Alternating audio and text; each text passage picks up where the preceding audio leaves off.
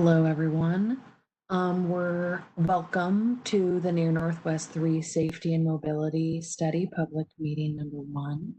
We're going to wait for a few more folks to log in, and we'll start in just a few minutes.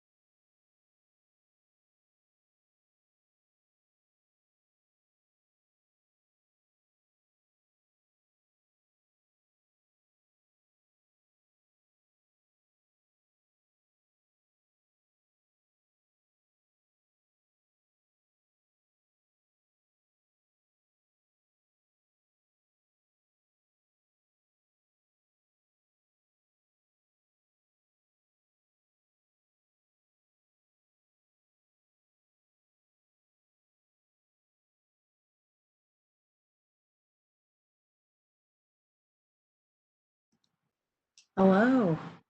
Let's go ahead and begin.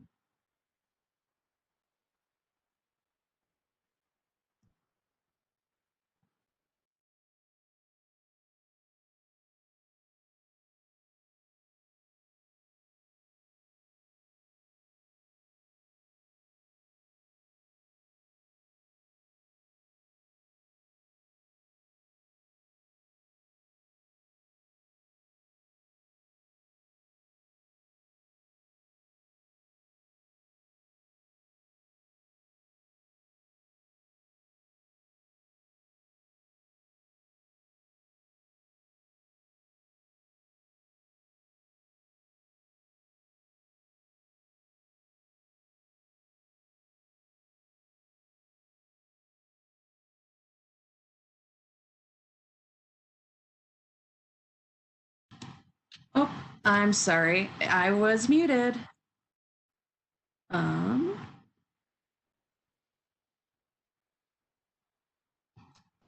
Welcome to the Near Northwest 3 Safety and Mobility Study. First, we'll start with some basic housekeeping. We're all learning how to conduct virtual meetings in this format, so please be patient. To begin, we will review some basic controls to help you participate on this platform. This is an open meeting and is required by DEFRA. This meeting is being recorded and the recording will be made available to the public. The video file will be shared on the project team's website within 3 days after the meeting is ended. If you do not wish to have your voice recorded, do not ask to speak. You may enter any questions in the Q&A, which we will review in the next few slides. At the very end of the meeting, a prompt will pop up to complete a short Title VI survey. Please complete this survey to ensure we better assist you in the future.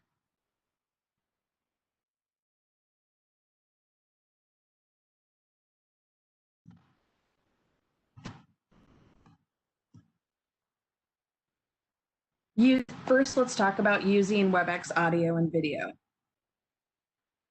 Everyone is on mute. You cannot unmute yourself. We can unmute you during the Q&A and comment period. This helps ensure the meeting runs smoothly and there are no auditory disruptions during the presentation. To request to speak, you will need to use the raise hand feature, which we will cover shortly. If you have by telephone, you raise your hand by dialing *3 and mute and unmute yourself by dialing *6 once we unmute you. My name is Kelsey Bridges. As I mentioned before, I'm a transportation planner with DDOT, and I will be presenting today with Emma Blondin, who is also a DDOT transportation planner.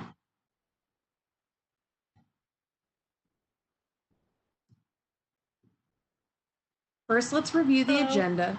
Oh, hi, Emma. Thank you.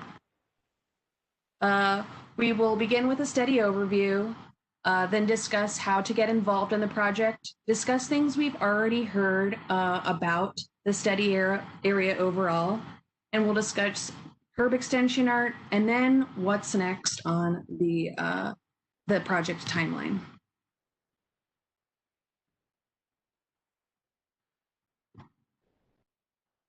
Let's start with a thought exercise. What are some words you think of when you hear DDOT? Maybe it's bike lane, sidewalk, paving, Formapalooza perhaps, or maybe it's slow and unresponsive. The Safety and Mobility Study Model works to reframe this identity.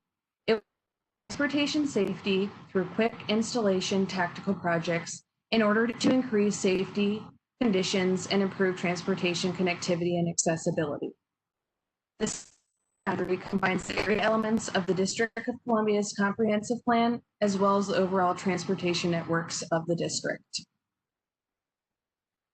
It is quite large, as you can see on the map. It extends from south of Spring Road all the way down to the convention center and is very much so, for the most part, within George Avenue and 16th Street, with the addition of Mount Pleasant in the upper northwest. The area is home to some of the city's major historic resources, such as the U Street Corridor, Howard University, and a multitude of other destinations, schools, and places of worship. It hosts 12% of the district's population, approximately 86,000 people, in a 2.24 square mile boundary. Additionally, the study area has a total average non-auto mode split of 75.4%, which means most of the people who live in the study area do not drive to work by themselves and take alternative means. This further emphasizes the need to provide safety for pedestrians and non-auto users. The study will focus on smaller, pinpointed projects, such as narrowing wide roadway crossings and adding missing crosswalks. It will not include projects such as adding sidewalks, signal retiming, drainage issues, or redesigning an entire corridor, as these projects are not quickly implementable. Projects will focus on low-hanging fruit, safety concerns that can be quickly implemented within 3 years.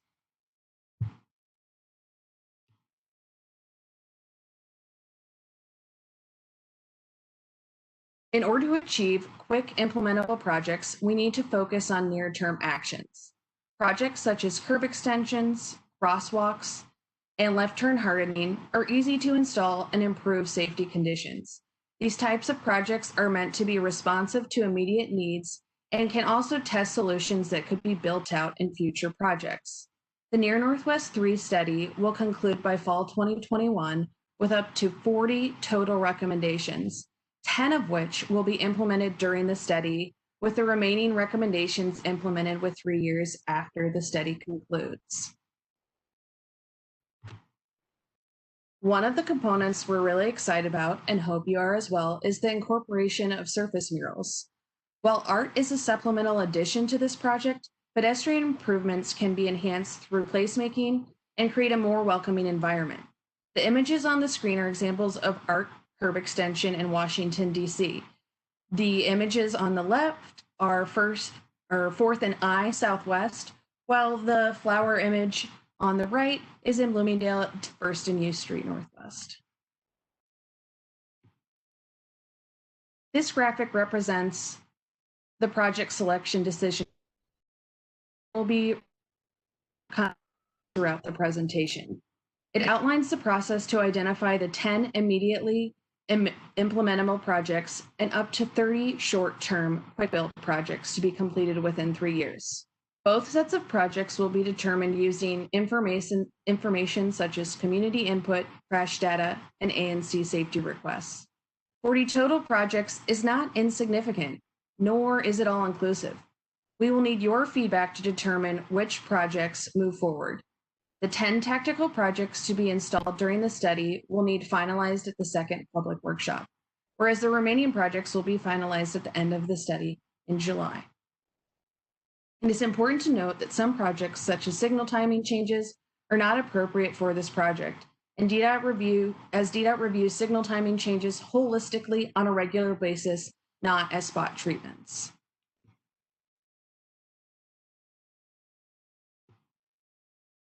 Handout. For this presentation, oops, I think I went one too far. My apologies. As you saw in the previous diagram, community feedback is a reoccurring important piece of the process. On this graphic, we have our tasks paired up with our outreach schedule. The next meeting in March will focus on finalizing the 10 tactical projects to be constructed during the study. They will be completed by the conclusion of the study. Now the handout. While we will post this presentation on the project website, we have also included a handout for you to use during the meeting, which will allow you to zoom into maps and can act as a resource to finding important links such as the project survey or website.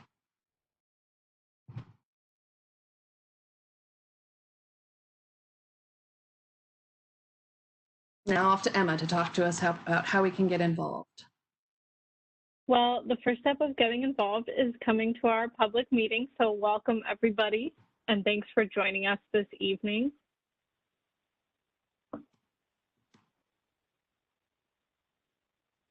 So our project website is where you can get most, if not all, of the information about this study.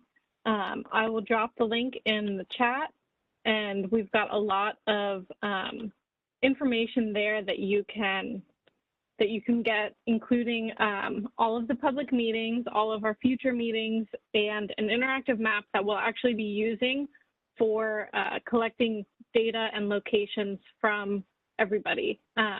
We'll do a tutorial if we have time at the end, but this is where you can plot locations that you have seen safety concerns, or you have a great idea of what could improve that intersection. And we'll be using that to help prioritize specific locations as we move forward.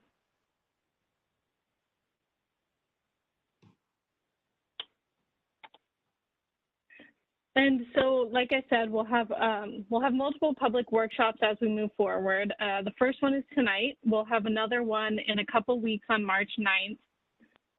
which we hope you all will join. And I'll talk a little bit more later about what you can expect at that public meeting. We're also going to be offering office hours.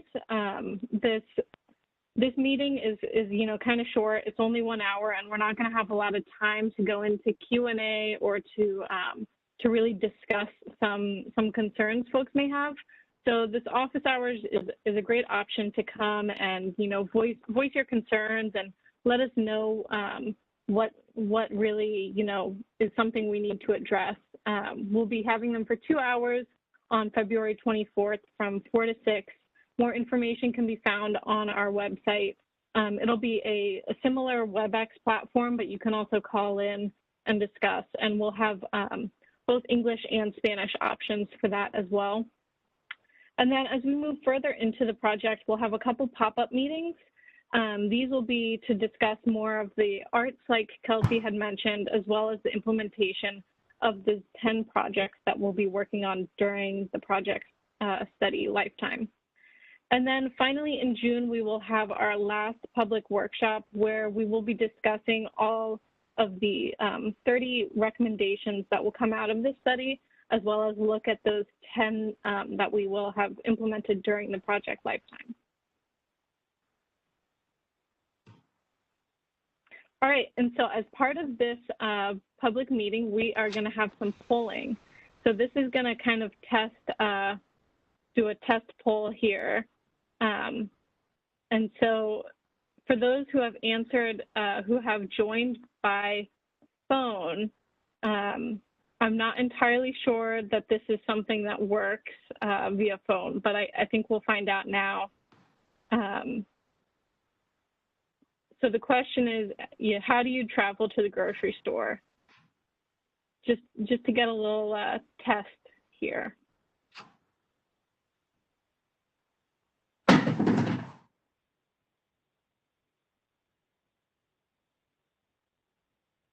Wow, y'all are fast.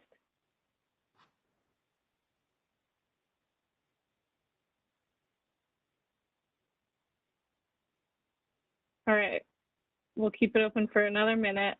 Let's see. All right, I'll leave more time for the other polls, but let's go ahead and close this and share the results.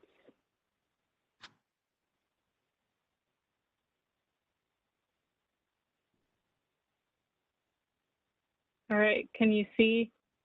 Hopefully something popped up so you can see the poll results.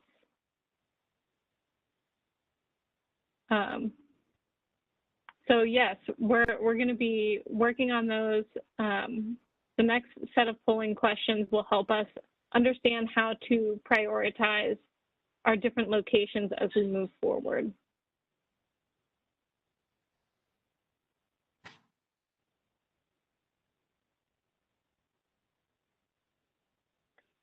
All right, so what have we already heard?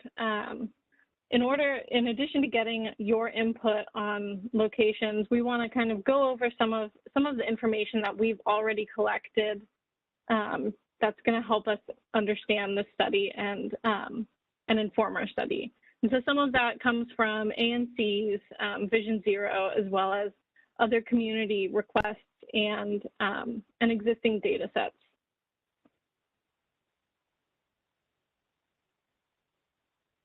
So as you can see here, this is a set of ANC resolutions and safety requests that we've received in the last 2 years. And we're looking at these specifically, zooming in on the ones that haven't been addressed and seeing if that's something that can be incorporated within this study. Like Kelsey said earlier, not everything will fit within this type of project, but we definitely want to look at what can fit and if there's an opportunity to address an existing concern that we've heard. We're also looking at points that the community has let us know about through either 311 requests for traffic safety assessments, for bicycle service requests, and other opportunities that we may have, again, to address existing concerns.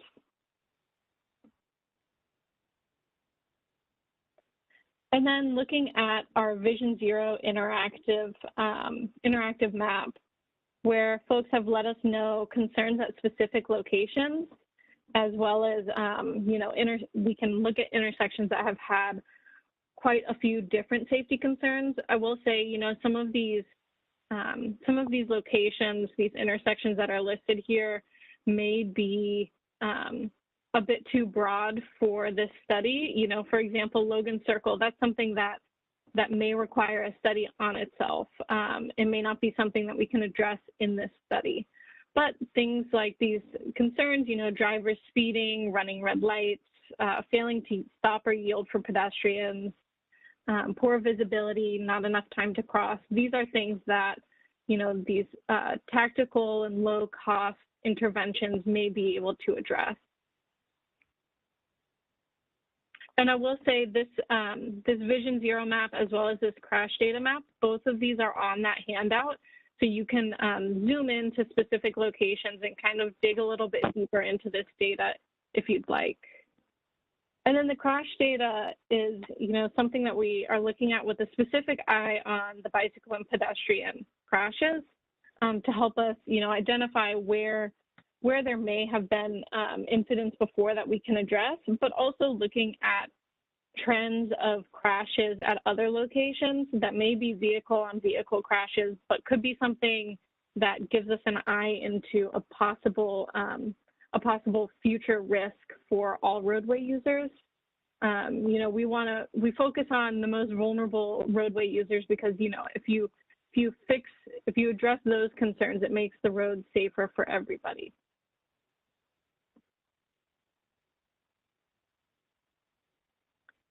And so all this data, we're going to use this as well as some input from you all to help inform and prioritize what locations we will recommend for additional treatment.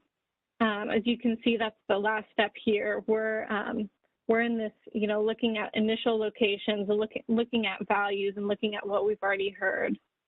And then, so I'm going to give you all some polling questions that will help us understand what type of locations you all would prioritize for this project.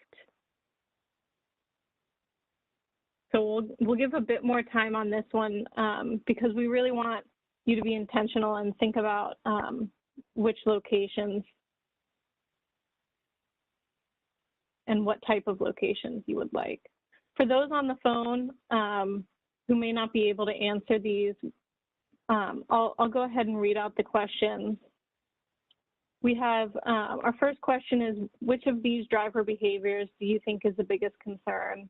And this gets back to the Vision Zero safety concerns that we saw earlier: drivers speeding, running red lights, failing to stop or yield to pedestrians, and running stop signs. The second question is, which of these infrastructure problems do you think is the biggest concern?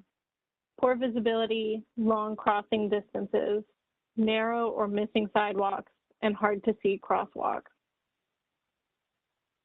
And then the third question is, which of these intersections do you think should be prioritized for safety improvements?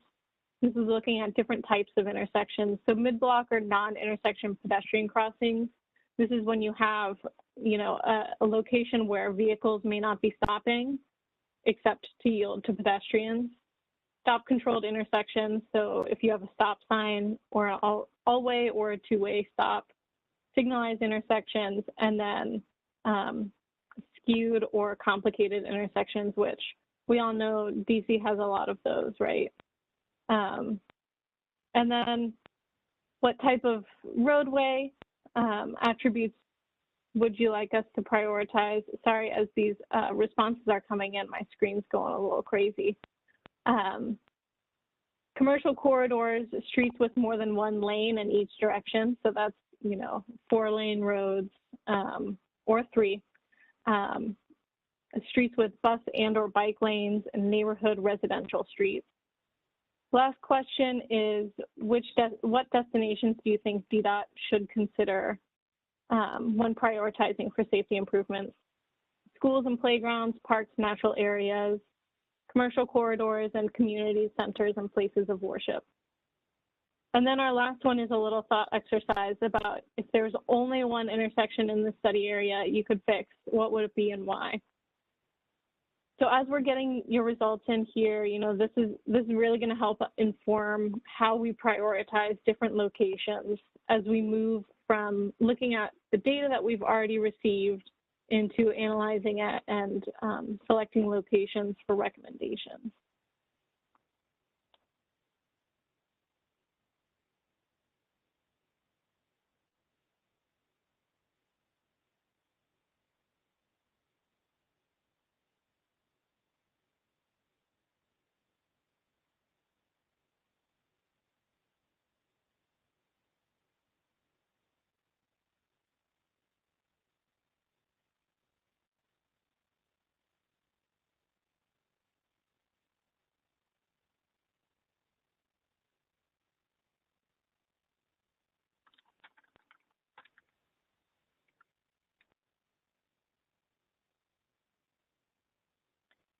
We're going to give it another minute or two. Looks like we have some folks that are still working on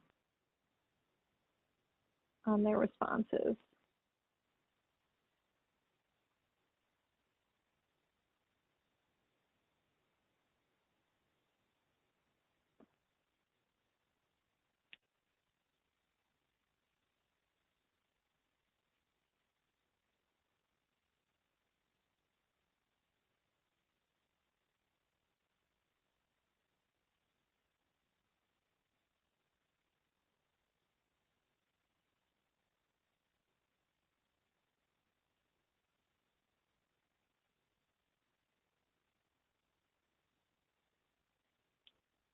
All right.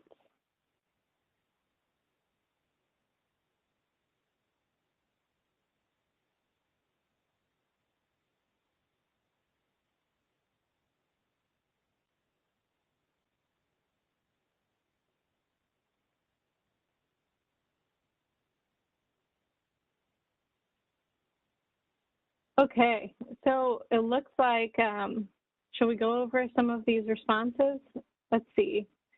So the driver behaviors that are the biggest concerns look like speeding and failing to stop and yield for pedestrians were about tied for first. Infrastructure problems, do you think is the biggest concern? Looks like narrow or missing sidewalks got the most.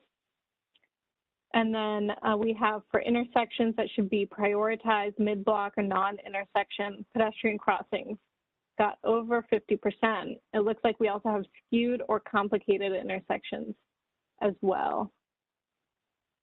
And then roadway attributes, it looks like streets with more than one lane in each direction and streets with bus and or bike lanes both got quite a lot. Well, good, because sometimes those are the same, right? And then destinations got a lot for schools and playgrounds as well as commercial corridors. And we'll be taking a look after this meeting at the locations that you selected for one intersection only. But, you know, if you have more than one intersection that comes to mind, we really recommend using our interactive map on our website to let us know about those. If we have time at the end, we will do a tutorial on how to use it. So I'll pass it back off to Kelsey to talk about art. Thanks, Emma. Curb extension art. 5 of the 10 projects installed during the study will have surface murals in curb extensions, similar to the ones shown in these images. We have some artists painting 4th and I Southwest on some freshly paved turf. And although the art is supplemental to safety interventions, pedestrian improvements that incorporate surface murals provide an opportunity for people to enjoy art in a new way in their community. We will be seeking to create art that has a connection to the neighborhood, and we will engage community members on the site in some locations to get feedback on the type of art they wish to see. So we have, of course, some polling to help collect information on some of on the type of art you would like to see.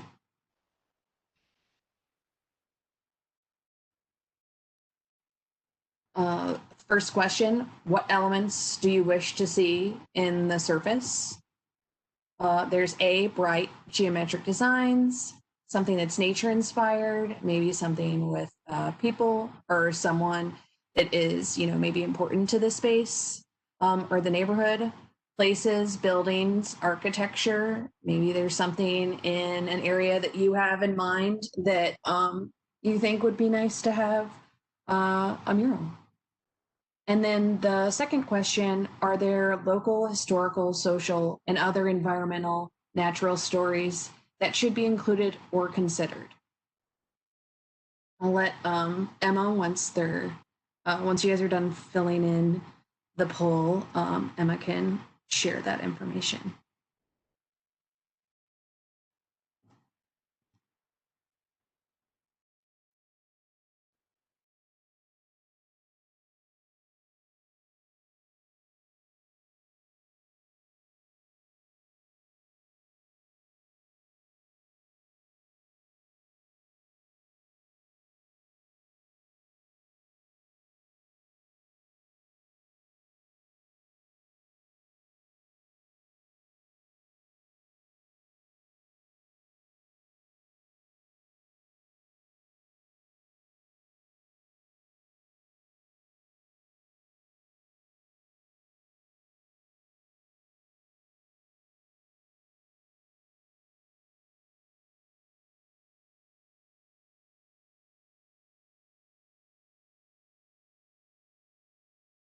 All right, we'll give folks another couple seconds here.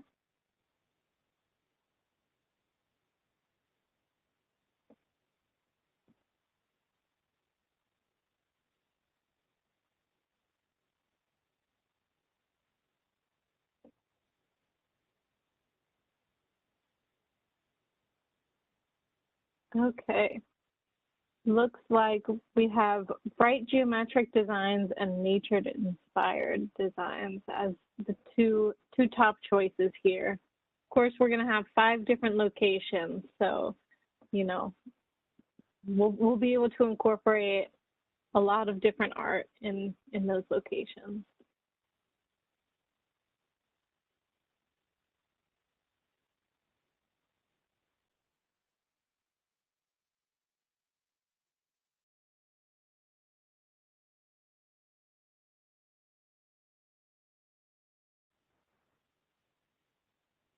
All right, so what's next?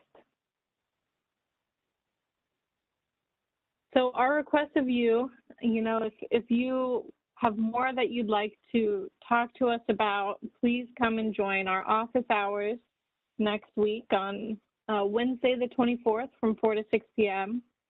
We will have both English and Spanish options.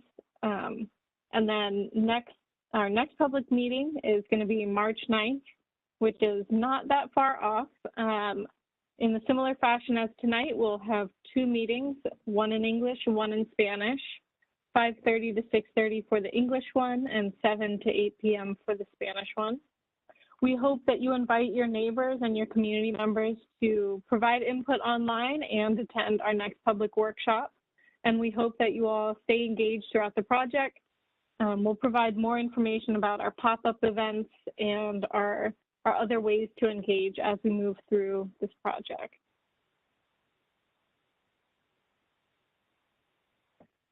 And you can use this QR code or the link that I had dropped in the chat earlier to access our website. And if I believe we'll have time to do a quick tutorial of the interactive map in a minute. So we'll show you how to navigate to the map from that homepage on the website shortly. And quick plug, those of you who may not know how to use the QR code, you can normally turn on your camera on your phone, and then actually even on this presentation, put your camera facing the QR code, and then the link should pop up.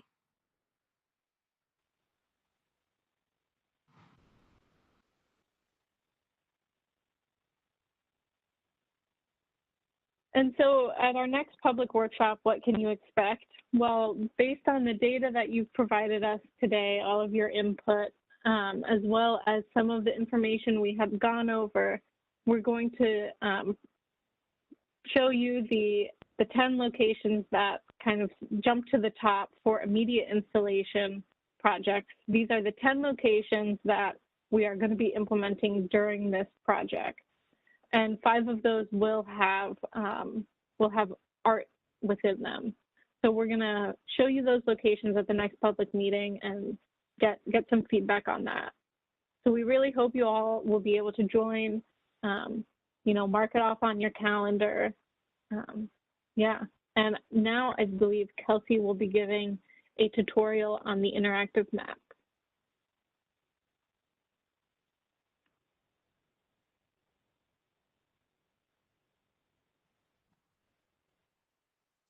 Okay, so once you either click the link or use the QR code, you can go to the Get Involved page.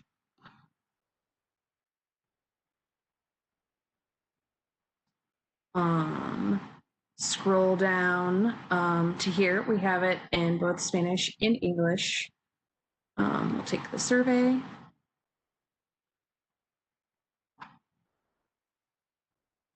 Let's see. I don't know if I saw, but did anyone put in the chat of a specific location that they would add to the map? This is your chance to have me add it now. Looks like we have Columbia Road and Adams Morgan, the bike lanes. Okay, so we'll call it bicycle. And then Emma, you said, so this is where you can expand upon it. And what was the location? Sorry, Columbia and? Columbia Road. Just in general. Okay. Unfortunately, we can only do points. But it's something that can, if we read this and you're saying fill potholes on all of Columbia Road, that provides additional context. So I'll just say potholes. We got a specific location for plotting it. 18th or 19th on Columbia. So. Okay. I'll put a little cross street. And then how did you hear about the study? If that person is in there. And I do see, yeah, we can follow up with an email to the link too on the website. I'll go ahead and just put that you guys all, you know what's not an option on here is that you heard about it from the meeting. So I'll go ahead and just put website for now. And then I will, so you can zoom in on here. It has the project outline. I'll go up to. You can also type in your address if you want to do that, because I'm going to try and pretend that I'm a whiz. I'm going to go to Columbia and 15th. That would be for the crossroad. To Pier 60 over here, right? Okay, potholes. So I'm going to put my pin. So I'm just going to select it. All I had to do was left click. And that's it. And then it will submit. And if you would like to see how it should populate on the map as well, and I'll just show you where that map is. It's you can see it on the home page,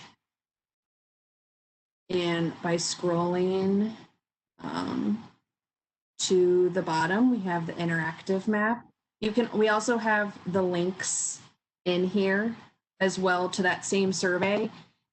Just kind of having it in various locations depending on how you find it essentially on the website. It does work best in a Chrome browser. We've had issues with trying to use it on Internet Explorer. But you can try some of the other options out there, but Chrome is probably what we would recommend.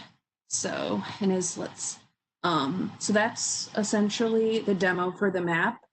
And we have, I believe, we'll have folks email so we can follow up after this with the link so that people can add points. And you can even include information about you think that this would be a good place for Vero or something like that as well. But again, the safety element is the priority. So I guess we can turn to, we have some time for some general Q&A.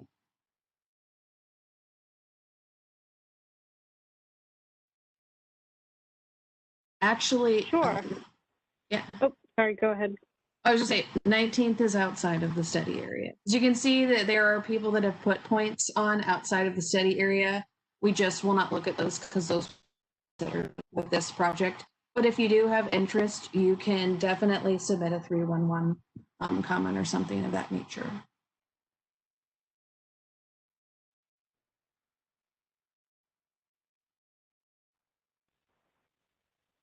All right, since we have time for some questions, let's go ahead and start. All right, so we got a question. Does the study include the implementation of within curb right-of-way protected bike lanes or the addition of protected to existing bike lanes? These are stick and paint projects, possibly within 3 years.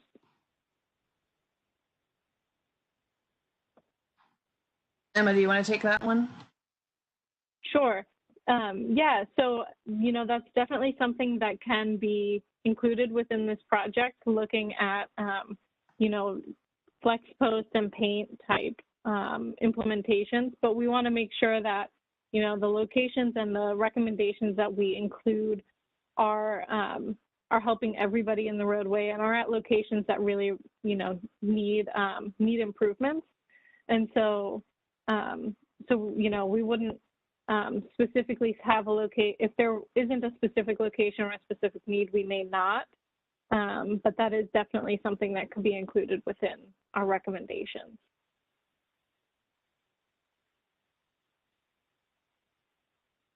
Okay. One question I saw was how to access the office hours. On the website, on the Get Involved page, we do have a calendar that does have links to the office hours, and it has the date to the sign over here, the office hours essentially. So you can, it is a WebEx, so you can log in online if you would like, but you can also call in with a phone number as well.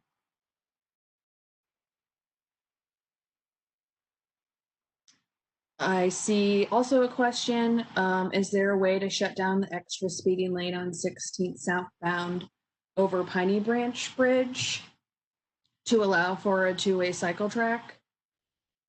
This is something that I think, as Emma was noting, like we're trying to shoot for projects that are can be quickly implemented, which means they probably don't need to have a ton of analysis.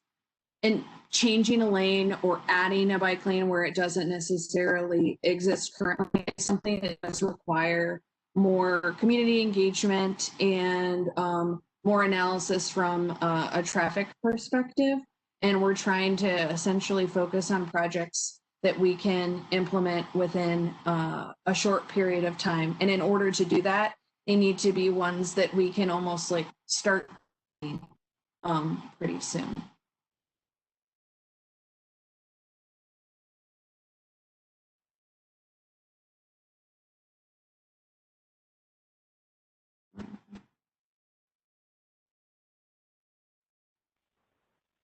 But to that end, we also have the Move DC, which is the update is going on right now. So if you have ideas for projects that are, not necessarily within the scope of this study, please, head to our Move DC website. I just put the link in the chat and provide comments there and ideas for projects and things there.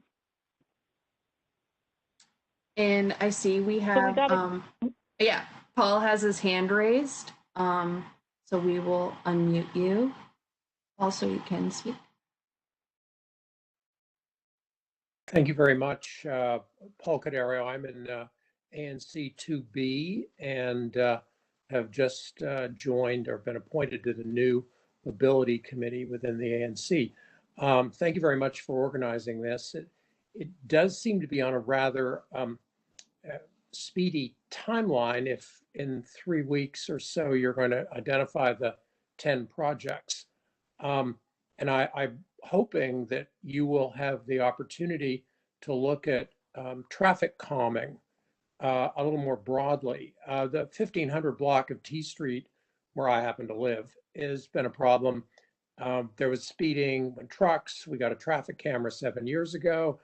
Then we got a bike lane, the traffic camera was removed, the trucks continue, and a lot of the heavy traffic and the speeding results from all the densification to the east. That is 14th Street and then the area east of that over to the new Whole Foods and I guess what we'll call Shaw. I'm just wondering whether you're able to basically work with ANCs and add more things to the list. Clearly, the police are aware that they're speeding, but and trucks, and they don't have the resources to do ticketing. They lowered the speed limit to 20 miles an hour. The speeding continues. The slow streets in the neighborhood are, everyone agrees, a disaster. And I noticed you haven't put any of those on your possibilities, but I'm just wondering whether more projects than 10 would be possible. I don't know what your budget is, but nonetheless, I think that there's an awful lot that has to be done. And I'd frankly be prepared to give up a little street art if we could have more traffic calming. Thank you. Yeah, thanks.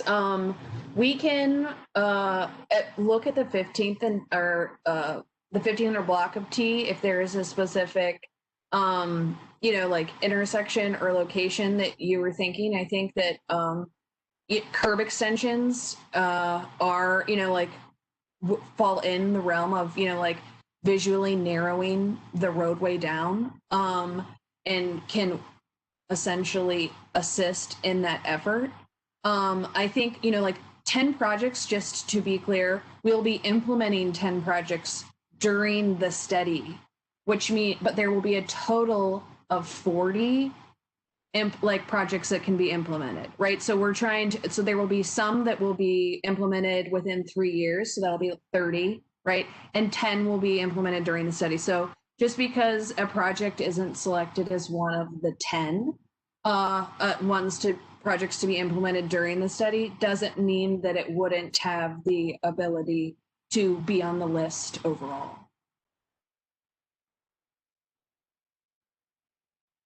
This is Andrew DeFrank. Can you all hear me?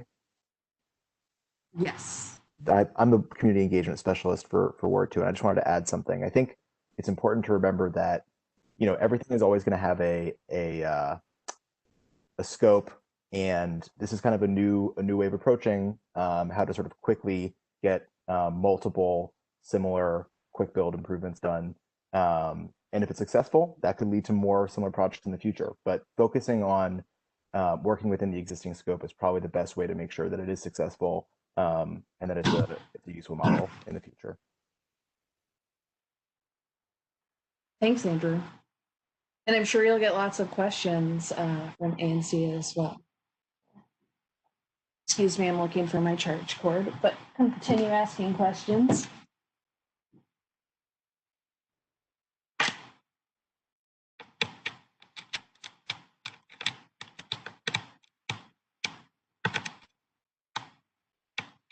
Right, so we have another question here. Does the study consider expansion of the Slow Streets initiative or looking at other ways to enhance utility of slow streets where they already exist? That is a great question.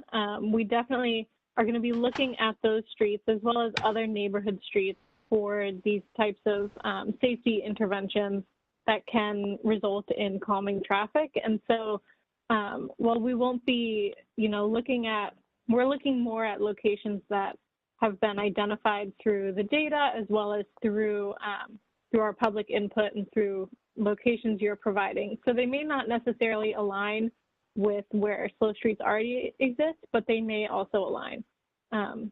But we will be looking at traffic calming in general.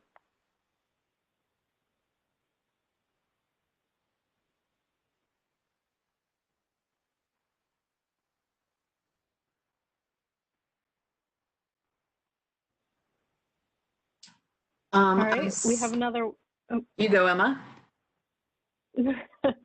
What is DDOT's plan to connect the tactical interventions proposed by the Near Northwest 3 study with longer-term capital improvements? There must be linkages to durable solutions. These solutions cannot end with flex posts. Kelsey, would you like to take this one? Yeah, sure. That is definitely a fair question. One of the nice things about tactical projects is that you can put them in, see how they work, make sure people like them, and then they can be included in part of future build-outs, or when we do have maybe a larger corridor project that comes through. For example, if we have like curb extensions with flexi posts, but there's also plenty of places in DC where we have them built out with like curb and gutter, and they are more of what you see in the traditional landscape. So there's, ideally these are projects that can be incorporated into like when we do paving or anything like that in the future. And another comment is like we do have an ongoing like contract for folks to be putting out curb extensions, as well as we have paved DC, right? And so these are things that when we're looking to move forward with projects, maybe like this is a location is slated to be paved, or is have new sidewalks or something like that. If like it's identified that the curb extension or other intervention is doing a good job, it can definitely be something that's incorporated to be more permanent.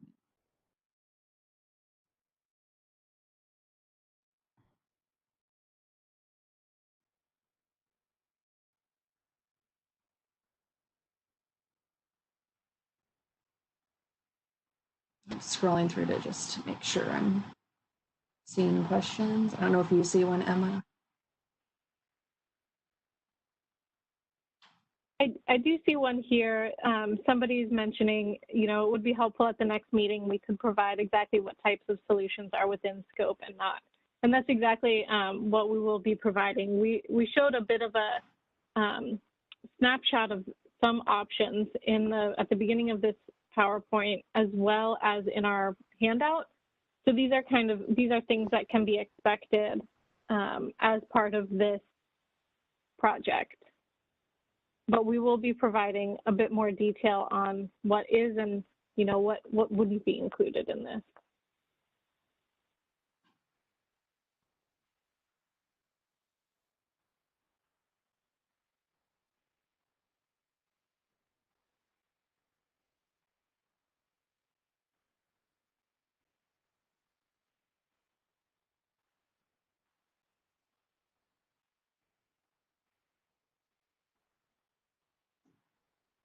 I see also a question about, are there similar efforts in adjacent neighborhoods?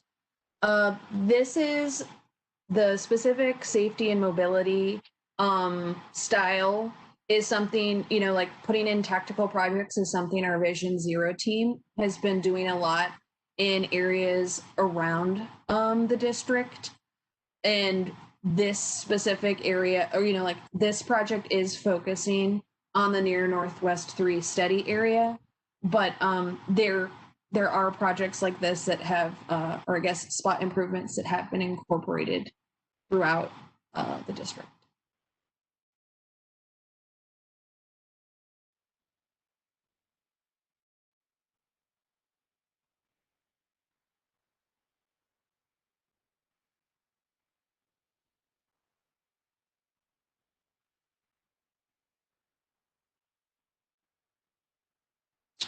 I also see a question about budget concerns. One of the reasons we're looking at tactical projects is they are something that we can get out faster. And I touched on this briefly before.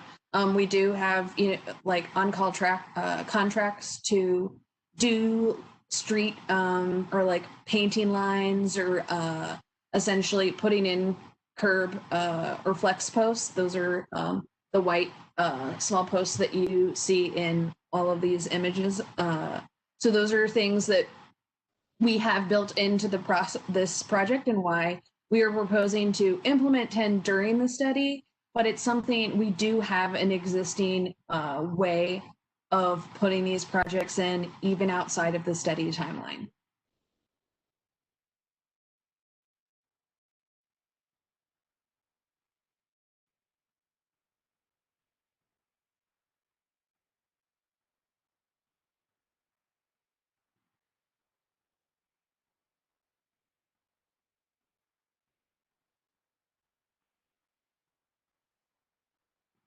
All right, we may have time for one or two more questions. So one question is about how this approach differs from past livability studies, and what exactly does Near Northwest 3 mean? Kelsey, would you like to provide some background on this study? Yeah, so the Near Northwest 3, I guess, naming convention is essentially, it is part of the livability study boundaries. If you're familiar with our livability study program, it outlined on the website several different areas that can be, or it maps them out, and those areas are based on elements in the District of Columbia's comp plan, as well as looking at overall transportation networks. So for this safety and mobility study, we are using the Near Northwest 3 location that is included in the livability study map. However, this project itself is not a livability study. It is a project that's focused on quick, implementable safety projects that we can do and implement within 3 years. It's whereas livability study projects can often require another analysis, another study for a portion of it. It may also require a lot of those are curb and gutter spot improvement, or not spot improvements, but improvements generally, which also require a different look and perspective at a project, and normally go through more iterations of design and the planning process.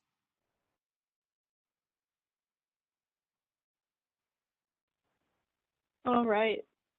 So as we close up today, I would like to remind you all to fill out the Title VI form. I just dropped the link in the chat. And if your question wasn't answered or you have more questions, please come to our office hours next Wednesday. We'd be happy to see you all and discuss more. And of course, please add to our map and stay in touch with us through the project website. Thank you, everyone. Thank you.